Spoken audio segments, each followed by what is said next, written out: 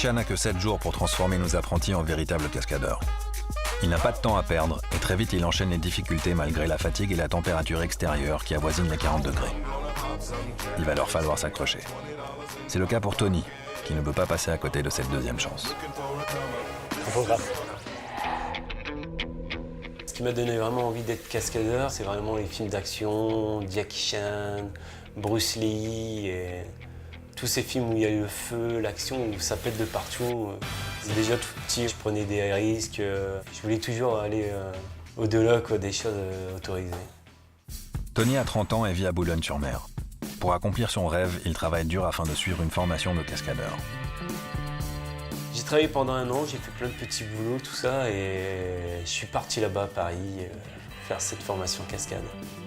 Après cette formation, j'ai pu vivre pendant 7 voire 8 ans pleinement. J'ai travaillé en Hollande, en Allemagne, à Macao. Dans cette période-là, j'ai pas fait de cinéma, c'était que du spectacle. Tony est très heureux professionnellement, mais il vit de plus en plus mal la séparation avec sa famille.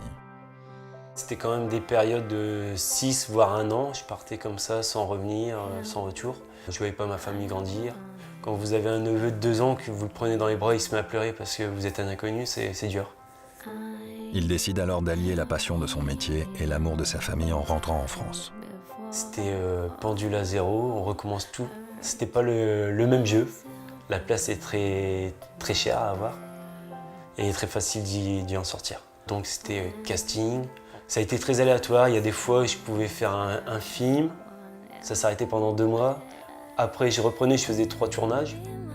On ne peut pas vivre avec ça. Après quelques mois, sans situation stable, Tony met sa passion de côté et retourne travailler sur les quais. Donc je suis reparti dans les racines, que je n'avais jamais oubliées d'ailleurs. Donc c'est-à-dire la poissonnerie, dans le poisson. Je travaillais la nuit, le lendemain à 8 h du matin, j'allais rejoindre ma mère. J'allais l'aider quoi, parce que j'ai ça dans le sang. Tony a envoyé plusieurs fois des CV et vidéos à Alain Figars.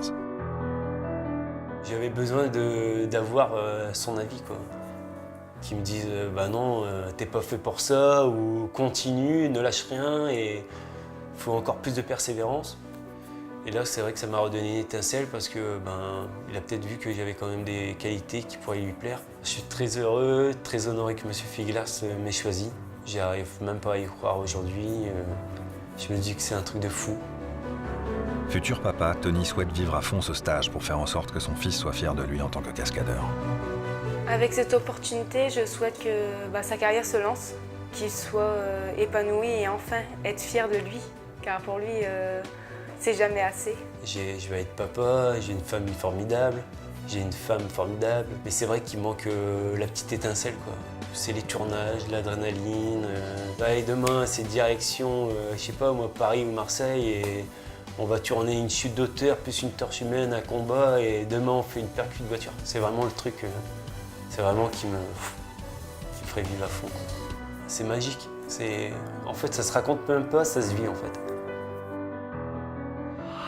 On transpire à fond ici. C'est un truc de fou.